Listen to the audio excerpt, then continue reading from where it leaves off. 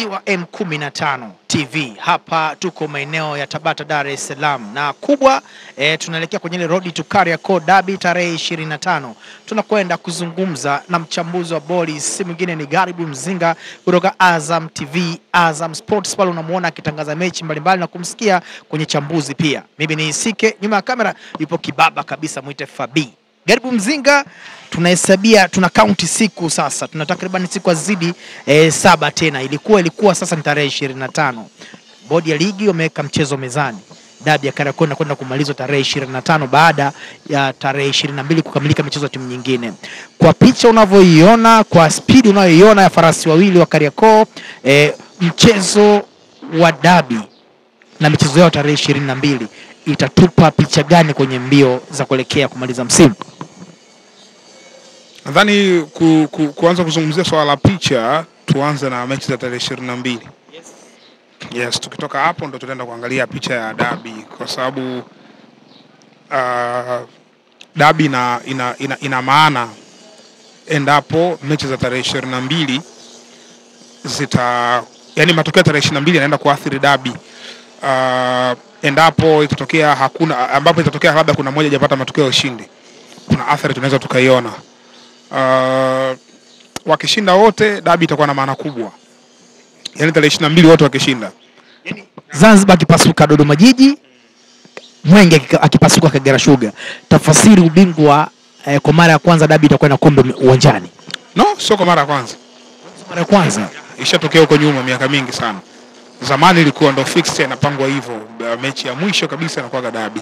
Lakini baadaye wametoa advancement ya mpira, unatoa sasa hivi mechi ya derby unaiweka tu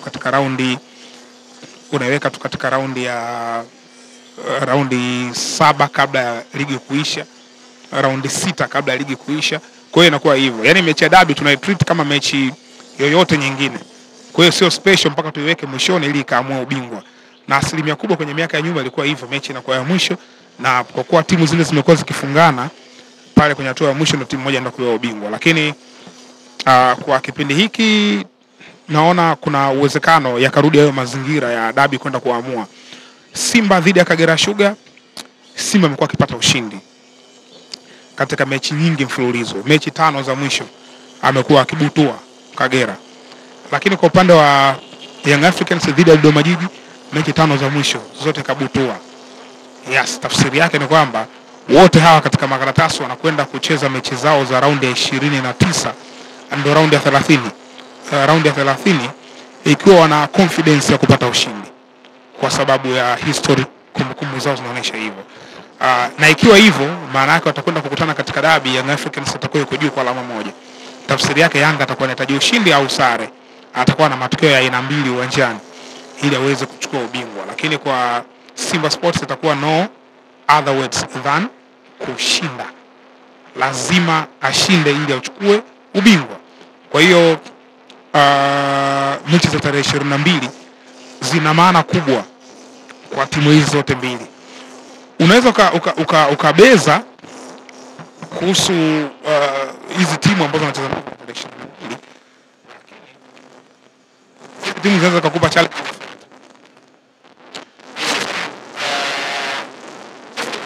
Dodoma yuko katika ligi. Umeelewa? Yaani Kagera wameshuka daraja, hawana cha kupoteza. Umeelewa? Kwa hiyo usibeze moja kwa moja. Hautaki kubeza moja kwa moja. Kagera ni timu ya surprise. Inaweza kukuonesha surprise. Alionyesha surprise Young Africans hapa, alipigwa Jumatatu pale uwanja Uhuru. Simba leo kupigwa mbele ya late Dr. John Pombe Magufuli. Yes. Taifa pale that time. Kwa hiyo ni surprise, wanaweza kufanya surprise. Ingawaje kwenye uhalisia ni ngumu, ambaye yuko nyumbani anataka ushindi, mbele yake kuna derby, ni ngumu. Kagera lakini mtaka kumzingua Namungo. Namungo anajua kabisa kwamba hii mechi ndio muhimu, nataka tusalie hapa kwenye nini, tusende kwenye playoff nini. Kalasari. Nikirejelea michezo ya raundi ile kwa Alessandro Mwinyi pale Tabora, pia walikuwa pale jijini Mbeya. Na mechi ya Yanga nakumbuka. Ukasema wanapiga sana, maneno yako mengi ulikuwa unanogesha pale kwenye ile mechi. Yanga kamkanda mtu goli 5 kwa duara, Simba duara. Ni kama watu wakaona hizi timu zimekwenda mwisho msimu zinatafuta ile matokeo. Kwa ile mechi kwa Kagera na Dodoma sio kupoteza tu, wategemee mvua. Inawezekana, lakini inaweza kuwa vice versa pia. Naposema inawezekana kwa sababu ya timu wanazocheza nazo zina huo msuri wa kuzipasua hizo goli nyingi. Uwezo Simba raundi ya kwanza salimpiga huyo chuma 4-5 kule Kagera. Yes, kwa hiyo ni kitu ambacho kinawezekana, yani kipo ndani ya uwezo kufanya hiyo business. Lakini inaweza siwezekane pia kwa sababu mechi ya 25 au 22 alafu mechi ya finali ni kubwa sana Sheikh. Kwa hiyo kuna uwezekano mkubwa rotation ikafanyika. Na nimesikia pia Matola akizungumzia hilo kwa upande wa Simba. Sijasikia upande wa Yanga press yao, lakini Simba amesema atafanya rotation mchezo dhidi ya Kagera Sugar. Energy kuelekea tarehe 25. Yes, lakini hapo nipata potea. Unafanya rotation ukiwa hujui nini kinatokea. Sasa unaweza kufanya rotation mambo yakawa tofauti, ukaharibu ile unayotaka kuikusudia kule mbele. Lakini bado Simba wana squad ambayo hata wakifanya rotation bado quality yao ni kubwa kulinganisha na Kagera. Kagera unajua tayari wameshashuka daraja. Kwa hiyo naona Simba na nafasi kubwa ya kupata ushindi hata kama atafanya rotation. Yes, kwa upande wa Dodoma Jiji na Young Africans, Dodoma wanataka tu relax katika hiyo mechi, kuonesha kwamba wana Young Africans na hivi dirisha linaenda kufunguliwa kwa maana msimu unaenda kuisha, wachezaji watataka kujitangaza zaidi, pengine wapate malisho bora sehemu nyingine. Kwa hiyo watataka tu kupambana kwa nguvu ili mradi kumzuia Young Africans. Na wanaamini Kagera na Dodoma wanaamini kabisa kwamba wakiharibu shughuli hapa watatrendi. Watazungumzwa. Wote wanajua kwamba shughuli kiharibika hapa watatrend sana. Kabisa ya. Sasa langu la mwisho kabisa, Fabi Garibu amezungumza kila kitu kwa mtazamaji wa M15 TV kwa kile alichokiona kuelekea mwishoni kabisa wa msimu. Nimeona Chaze huwa akienda nyavuni, lakini nimeona Prince Dube akipata majeraha mchezo uliopita. Unamuona sasa Chaze huwa tutoshe tumalize kwa kusema ndio MVP wetu kwa msimu huu?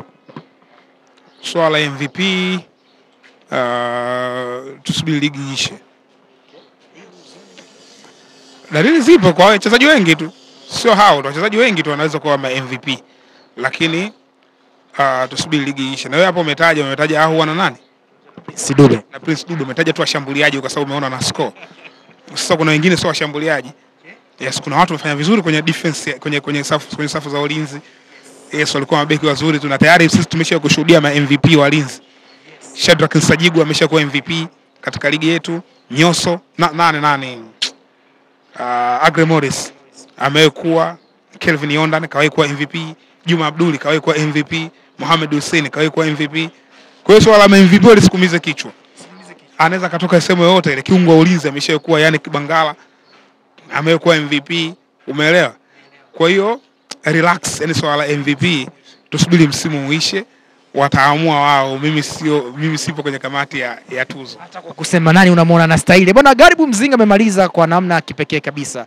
Amesema Shabalala tajiri boss kubwa M15 amepata pia kuwa MVP. Hivyo tusio na haraka na kina Chaza sijui kina Clement, sijui kina Dube, tusubiri mwisho wa msimu. Mimi ni Isike na hili ni chama langu jipya la M15. Mungu, juhudi, bidii. Hadi wakati mwingine, Fabi nyuma ya kamera.